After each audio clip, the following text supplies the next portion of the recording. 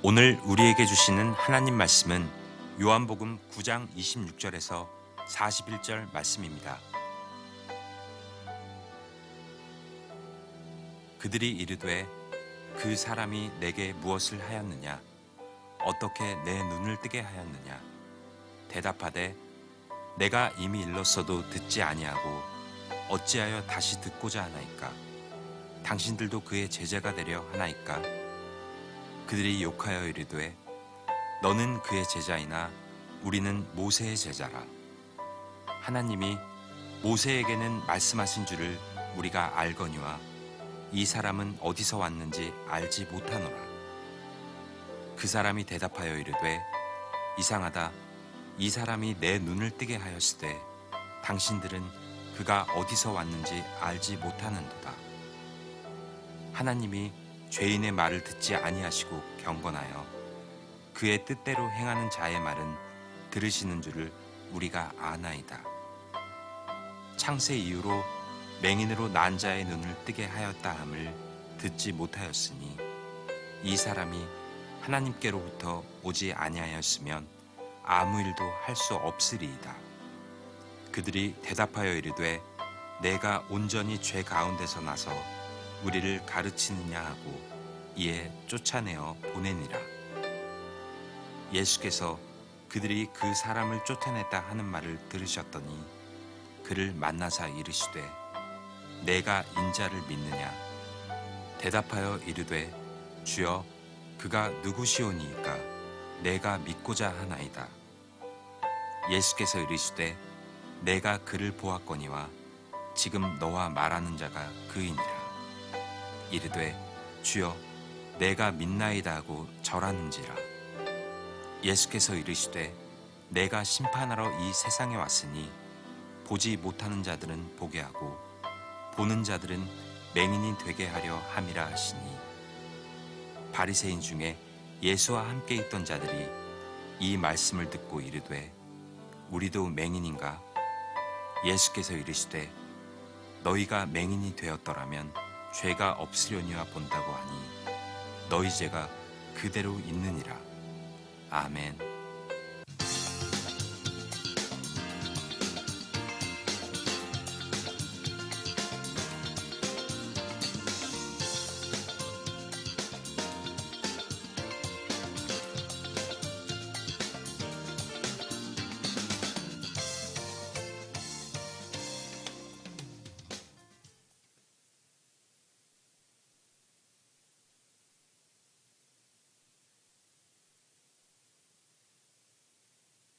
인사하겠습니다. 할렐루야. 네. 저를 한번 따라 할까요? 매일의 감사가 기적을 일으킵니다. 매일의 감사가 기적을 일으킵니다. 감사의 축제를 준비하고 또 전도의 축제를 준비하고 있습니다. 태신자 작정부터 전도 열매를 맺는 데까지 여러분들의 씨를 심는 그 일들이 반드시 열매 맺을 줄로 믿습니다. 예수님을 만난다는 것은 이제 뭔가 변화가 시작되었다는 말과 동일한 의미를 갖고 있습니다.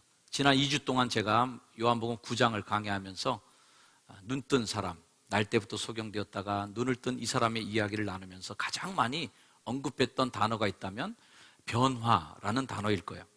그런데 곰곰이 생각해 보니까 변화돼야 된다, 변화돼야 돼, 변화돼야 돼. 그러나 변화가 돼야 되는 말보다 더 중요한 거는 어떻게 변화되느냐가 더 중요하다고 생각합니다. 제가 페이스북 보니까 어떤 분의 담벼락에 그런 글이 있던데 공감이 됐어요. 세상에서 가장 쉬운 게 늙는 거랍니다. 저절로 되니까. 세상에서 가장 어려운 거는 아름답게 늙는 거는. 정말 힘든 거죠. 어느 분의 인생이 정말 아름답게 열매 맺는 황금빛 노을이 될 것인가. 늙는 건 누구나 할 수 있어요. 변화되는 건 누구나 다 변화되고 있다. 지금도. 어제의 나와 지금의 내가 달라요. 저도 계속 머리가 날로 휘어져 가고 있어요.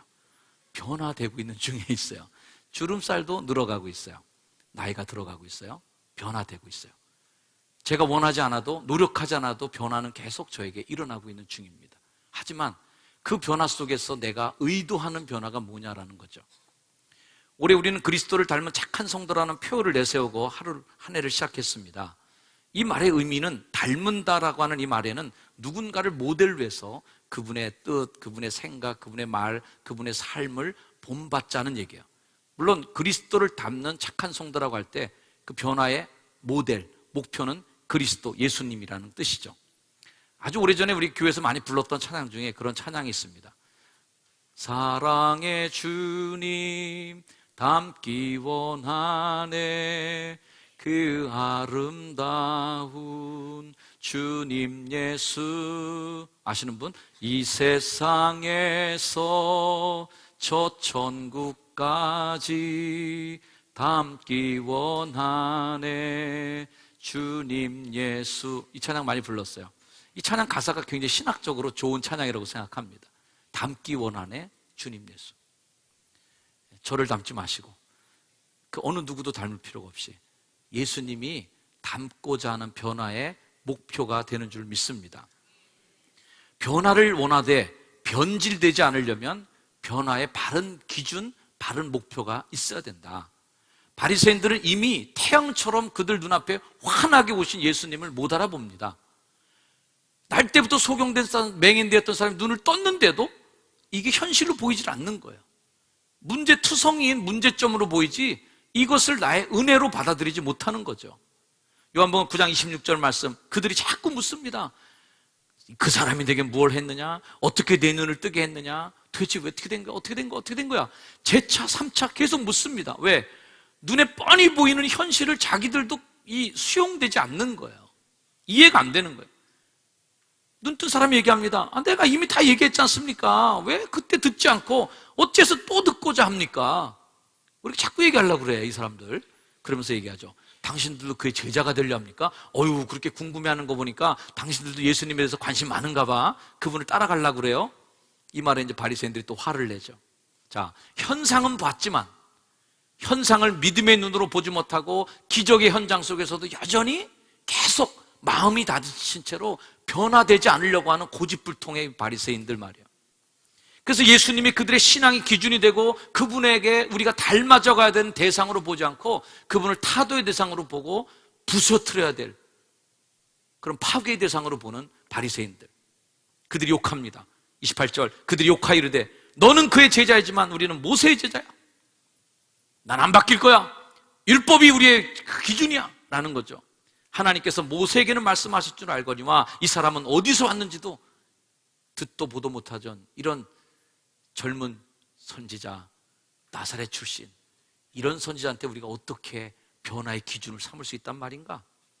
기준이 잘못 잡혀있는 상태에서 편견을 잔뜩 갖고 있는 상태에서 보니까 의심투성이고 눈에 보이는 것조차도 다 왜곡되게 보는 힘이 바로 이런 편견과 선입견의 힘이죠.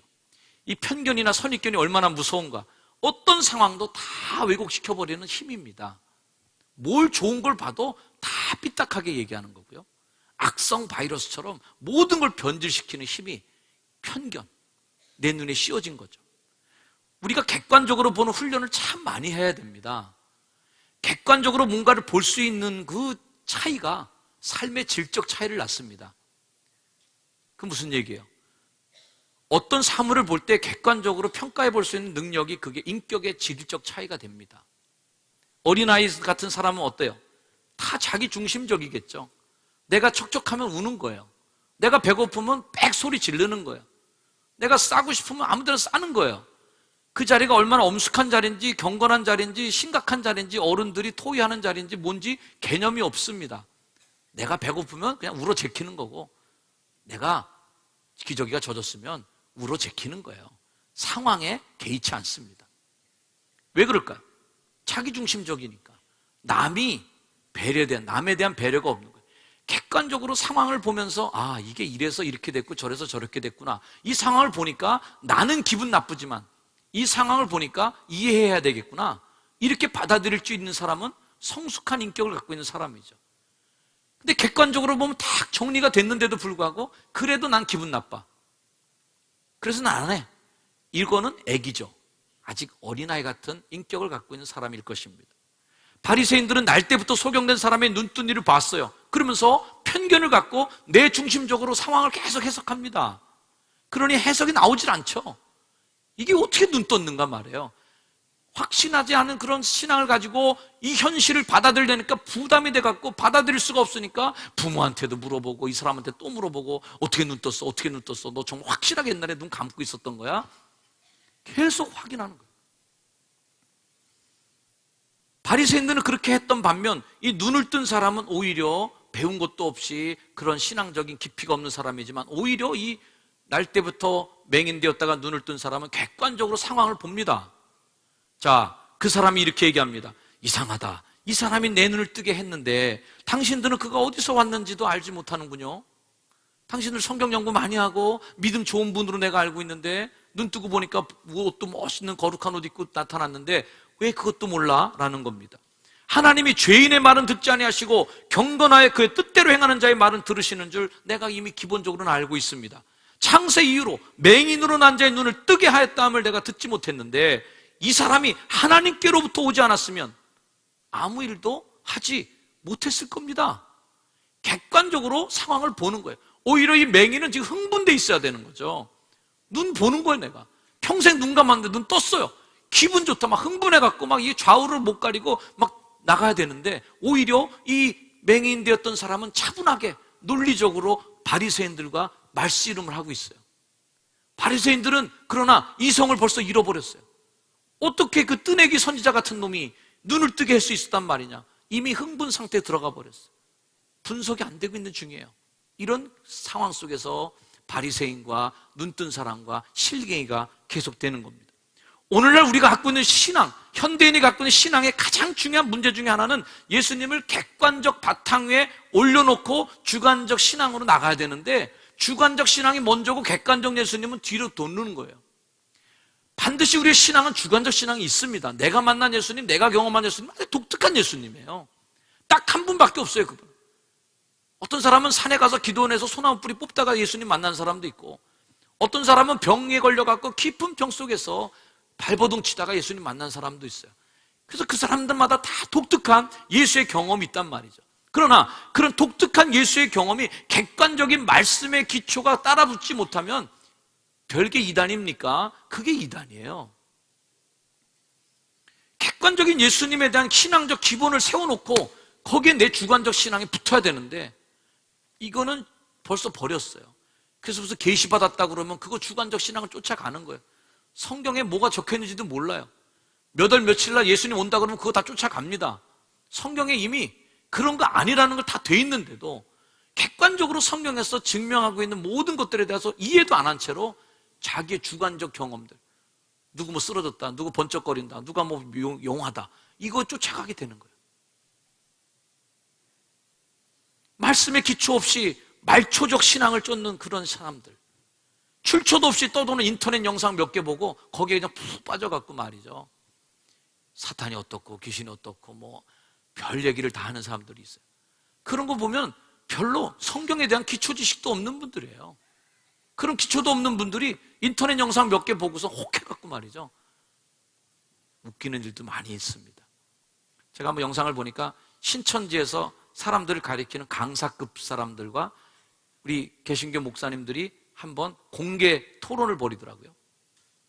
그래서 신천지에서 나온 강사급 그 강사가 이제 논쟁을 벌이는 거예요. 서로 성경적으로 다 서로. 근데 그 신천지 강사가 그런 얘기를 하나 하더라고요. 어떤 사람이 물어봅니다. 천사가 날 때 네 그룹으로 난다. 천사를 그룹이라고 그 표현이 있잖아요. 이사야 말씀에 보면 천사가 네 그룹이. 그래서 물어봅니다. 신천지 강사한테. 그 얘기 보니까 이 신천지 강사가 심각하게 얘기해요. 천사가 원래 그룹이 4개입니다. 영어로 그룹이죠. 저는 성경에 영어로 번역된 걸 보지 못했어요. 여러분, 신천지 말씀 가리키는 강사급에 있는 사람이 성경에 나오는 천사를 말하는 그룹을 영어의 GROUP로 해석하고 있어요. 그런 사람한테 가서 배우고 있어요. 어떻게 되겠어요? 초등학생들도 교회 다니는 애들은 아는 그 그룹이라는 개념을 영어의 그룹으로 해석하고선 성경을 해석하고 앉아있으니 그 해석이 어디로 가겠냐고요? 산으로 가고 바다로 가고 물로 가는 거예요. 얼마나 한심한지 모릅니다. 누가 봐도 명쾌한 그 현실, 누가 봐도 주님밖에 할 수 없다고 하는 그 일을 맹인은 알고 있었는데도 불구하고 바리새인들은 애써 부인하면서 예수님이 자신들의 신앙의 기준이 되는 거에 대해서 계속 거부하는 거예요. 사랑하는 효성가족 여러분, 예수님이 누군가? 사도행전 4장 11절 말씀 한번 같이 읽습니다. 시작. 이 예수는 너희 건축자들의 버린 돌로서 집 모퉁이의 머릿돌이 되었느니라. 집 모퉁이의 머릿돌이 뭐예요? 기준이에요. 기준. 옛날 집터를 발견하는 고고학자들 보면은 이 집이 기역자형 집이었다, 몇 칸 집이었다 다 분석해냅니다. 왜 그러냐? 지춧돌, 주춧돌, 기준 돌을 보면서 그 돌은 썩지 않았으니까 돌을 중심으로 이 집이 기역자집, 디귿자집, 몇 칸 집 분석해내는 거예요. 기준점을 아니까. 예수님이 머릿돌이면 우리는 그 기준에 딱 맞춰 서야 되는 거죠. 그래야 집이 제대로 서죠. 머릿돌은 이미 섰는데 담은 이쪽으로 싹 앉아 있으면 그 집이 어떻게 되겠어요? 안 되는 집이죠. 우리가 변화되어야 될 이유가 있다면 그것은 주님을 닮기 원함이고 예수님을 닮는 게 우리 신앙의 목표인 줄 믿습니다. 우리 그리스도인들이 이 대목을 잘 이해해야 됩니다. 변화는 다 돼요, 여러분들. 교회 와서 다 변화되셨잖아요. 어떻게든. 그러나 그 변화가 예수님을 닮고 있는가? 어떤 분들이 교회 오래 다니면서 많이 변화됐는데 예수님하고 전혀 정반대 성격으로 변화되셔. 점점 자리 욕심만 부리고 점점 교만해지고 점점 남 앞에 군림하려고 그러기만 하고 점점 나만 알고 남들이 나한테 희생해 주기만 바라고 나는 섬기지 않고 예수님의 성격하고 예수님의 성품과는 전혀 다른 방향으로 변화가 되어간. 그래서 나중에는 바리새인처럼 예수님하고 가장 관계가 없는 사람으로 떨어져 버리는 이런 비극들이 어디 있겠어요? 변화가 되더라도 제대로 변화가 돼야 된다. 아멘. 옆에 분에게 다시 한번 축복해 주세요. 예수님이 당신의 변화의 목표입니다. 예수님이 당신의 변화의 목표입니다. 아멘. 그러면 어디서 변화되느냐? 변화의 장소 따라합시다. 변화의 장소는 주님의 발 아래이다. 우리의 영적 방황은 끝은 주님의 발 아래에 무릎을 꿇는 순간 우리의 영적 방황은 끝날 줄 믿습니다. 우여곡절 끝에 이 사람이 예수님을 만나요. 만났는데 누군지도 몰라요. 하지만 그분과의 대화를 통해서 그분이 내 눈을 뜨게 한 분인 걸 알게 됩니다. 그때 그 사람이 주여 내가 믿나이다 하고 어떻게 했어요? 절하였다. 주님의 발 앞에 무릎을 꿇고 엎드렸어요. 예수님을 그동안 그 사람은 감지만 할 뿐이었어요. 느낌만 알았어요. 내 눈을 뜨게 할 때 실라메가 씻으라 할 때 그 온화한 목소리는 기억했어요. 그분의 따뜻한 손길은 느꼈어요. 하지만 그분을 보진 못했어요. 그리고 믿지도 않았어요. 하지만 이제는 내가 만나는 그 예수님, 그 따뜻한 목소리와 온화한 눈빛을 다시 만나면서 그분의 앞에 절하면서 무릎을 꿇고 신앙을 고백하는 거예요. 주여 내가 믿나이다. 이런 인격적인 만남과 고백이 우리에게 꼭 있어야 될 줄로 믿습니다. 주님의 발 앞에 엎드려야 이 일이 되는 거죠. 그분의 위험 앞에 나의 교만함을 내려놓고 머리 숙이는 순간 우리는 예수님을 믿는 변화가 시작되는 것입니다. 하박국 2장 20절 말씀, 오직 여호와는 그 성전에 계시니 온 땅은 그 앞에서 잠잠할지니라. 교회에서 떠들지 마라. 교만하지 마라. 하나님보다 목소리 높이지 마라. 하나님 앞에 잠잠하고 무릎 꿇어라. 이게 신앙이죠. 예수님을 만난 베드로처럼 우리가 고백해야 됩니다. 그 새벽 아침에 미명 속에서 예수님을 만난 베드로, 그 베드로에게 오른편으로 가서 그물을 내려라 할 때 그물을 내려서 배가 물에 잠기도록 많은 물고기를 엮습니다. 그때 그 베드로가 예수님께 나와서 물 위로 뛰쳐나와서 예수님의 발 앞에 엎드리며 했던 말이에요. 시몬 베드로가 이를 보고 예수의 무릎 아래 엎드려 이르되 주여 나를 떠나소서 나는 죄인이로소이다. 이 고백, 예수의 발 앞에 엎드려서 내가 죄인인 것을 깨닫는 그 순간 배의 주인, 그 당시에 선주로서 부를 누리고 있었던 그 베드로의 인생이 아니라 이제는 예수의 사도로서의 인생이 시작된 줄로 믿습니다. 언제 우리가 변화되느냐? 엎드려서 주님께 죄를 고백하는 죄인의 모습을 다시 갖추는 순간 우리는 변화되는 거예요. 이사야 말처럼 화로다 나여 망하게 되었도다. 내가 입술이 부정한 사람이고 이 모든 걸 깨달으면서 하나님을 배웠다고 하는 그 거룩한 자신의 자각, 내가 부정한 사람이구나, 이걸 아는 그 순간 이사야가 변화되는 거죠. 바로 그렇게 자신의 죄를 깨닫는 순간이야말로 참된 믿음이 출발하는 새로운 시작입니다. 사랑하는 우리 성도 여러분, 내가 아직 죄인이라는 것에 대해서 오래전에 옛날에 했던 고백만 갖고 살고 있습니까? 지금 다시 무릎을 꿇어야 돼. 다시 그분 앞에 절해야 된다. 낮아져서 내가 죄인입니다 할 때 변화는 다시 시작될 줄로 믿습니다. 겸손함이 없는 이들은 계속 완고하게 버티고 있어요. 예수님 말씀하십니다. 내가 심판으로 이 세상에 왔으니 보지 못하는 자들은 보게 하고 보는 자들은 맹인이 되려 함이라. 자, 이 맹인과 같이 있었던 바리새인들이 이 말을 들으니까 기분이 살짝 안 좋았어요. 그러면서 되묻습니다. 우리도 맹인인가? 보지 못하는 자들은 보게 하고 보는 자들은 보지 못하게 맹인이 되게 하겠다. 그러니까 자기들은 보고 있다고 생각하거든요. 그러니까 그럼 우리가 맹인이야? 라고 되질문하는 거죠. 예수님이 다시 말씀합니다. 너희가 맹인이 되었더라면 죄가 없을 텐데 본다고 하니까 죄가 그대로 있구나. 잘난 척하니까 네 죄가 그대로 있구나. 잘 믿는다고 착각하고 사니 그대로 있구나. 요한일서에 성경 말씀합니다. 만일 우리가 죄가 없다고 말하면 스스로 속이고. 자, 이 스스로 속인다는 말이 뭘까요? 여러분, 나 자신을 속일 수 있을까요? 저는 제일 어려운 게 그거 같아요. 어떻게 나를 속여요? 내가 나를 잘 알지. 누구보다 내가 나를 잘 알아요. 그러나 스스로 속이는 게 있다는 거죠. 자기 기만이 있다는 거예요. 바리새인들은 스스로를 속였다. 어떻게 속여요? 나 예수 하나님 잘 믿고 있어 나. 나만큼 하나님 믿으라고 그래. 바리새인과 세리가 기도하러 가서도 바리새인들은 기도합니다. 주님, 나는 저 세리와 같지 않으면 감사합니다. 자기 기만, 자기 착각 속에 있다는 거죠. 성경을 연구할 수도 있고 기도원에 갈 수도 있고 교회 잘 출석할 수도 있고 교회에서 봉사도 하고 다 잘합니다. 다 잘하는데 그게 자기 기만이 될 수 있다는 거예요. 자기를 속이는 일이 될 수 있어요. 나는 교회 다니고 있으니까 나 예수 잘 믿는 거 아니야 혹시? 난 예배 한 번도 안 빠지는데 나 정말 예수 잘 믿는 거 아니야 이거? 나는 교회에서 이렇게 몸으로 막 노동도 막 하고 봉사도 하는데 나만큼 예수 잘 믿는 사람이 교회 없는 거 아니야? 나는 교회에서 보내는 시간이 이렇게 길고 많은데 나만큼 예수 믿는 사람 많이 없는 거 아니야 이거? 난 어렸을 때부터 예수 믿었는데 우리 아버지는 장로님인데 우리 아버지는 목사님인데 그러니까 나 예수 잘 믿는 거 아니야? 아닌 거죠. 이게 자기 기만에 빠지는 겁니다. 그렇게 자기를 속이고 살았던 사람들의 최후가 뭘까요? 성경에 나오잖아요. 불법을 행하는 자들아 내가 너희를 도무지 알지 못하노니. 알지도 못하는 사람들이 있어요. 얼마나 무서운 얘기입니까? 경건은 누구나 흉내낼 수 있어요. 바리새인만큼 경건하고 종교적인 사람이 누가 있겠습니까? 하지만 그런 사람들 때문에 하나님이 답답해하고 계시다. 마태복음의 말씀에 있는 화 있을 진저에 대한 시리즈입니다. 화 있을 진저 외식하는 서기관들과 바리새인들이요 너희는 교인한 사람을 얻게 하여 바다 육지 두루 다니다가 생기면 너희보다 배나 더 지옥 자식이 되게 하는구나. 우리가 전도 축제합니다.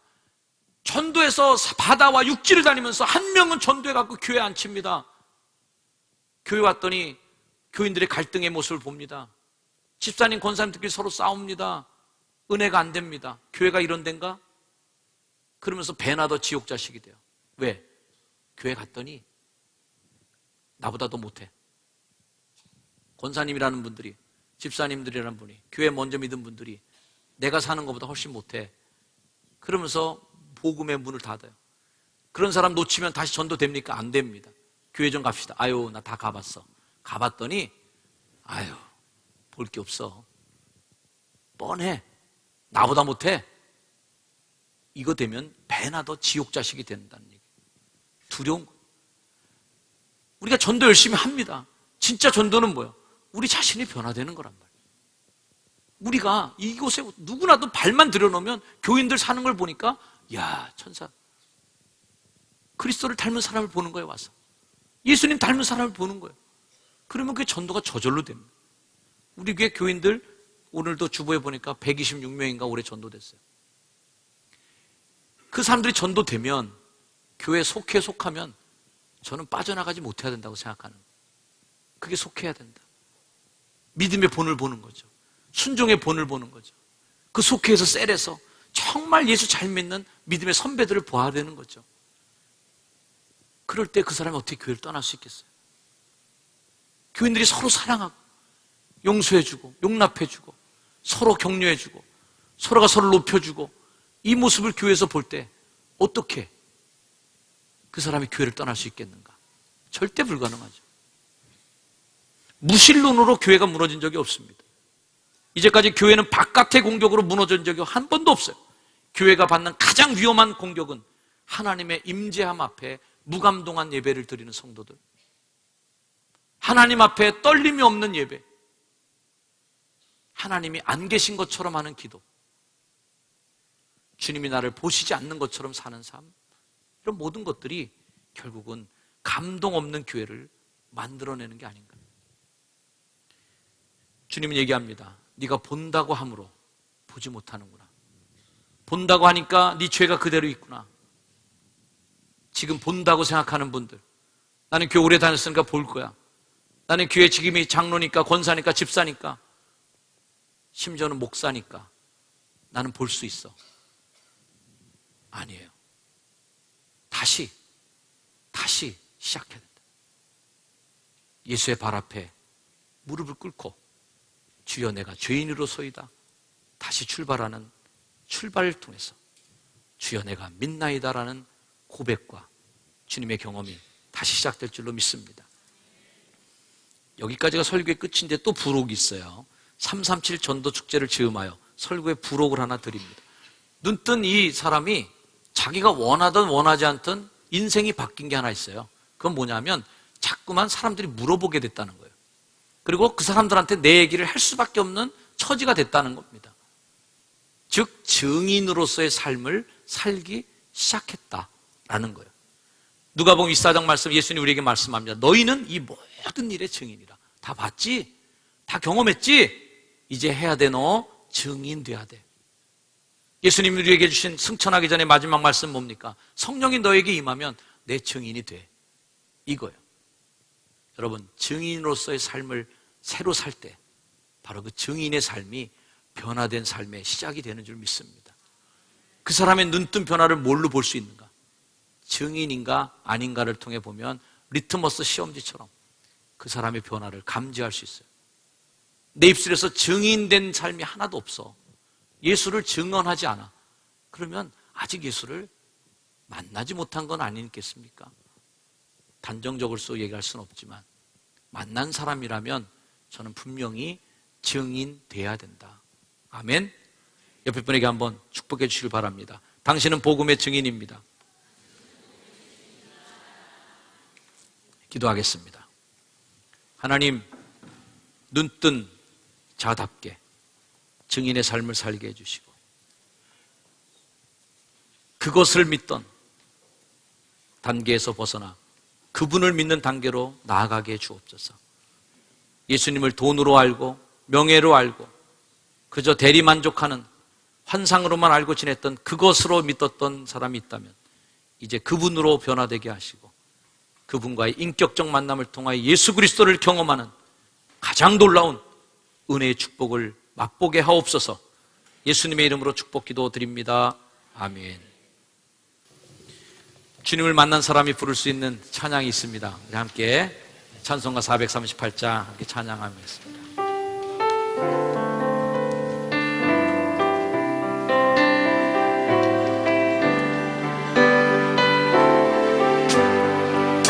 내 영혼이 은총이와 중한 죄지 없고 보이 슬픔 많은 이 세상도 천국으로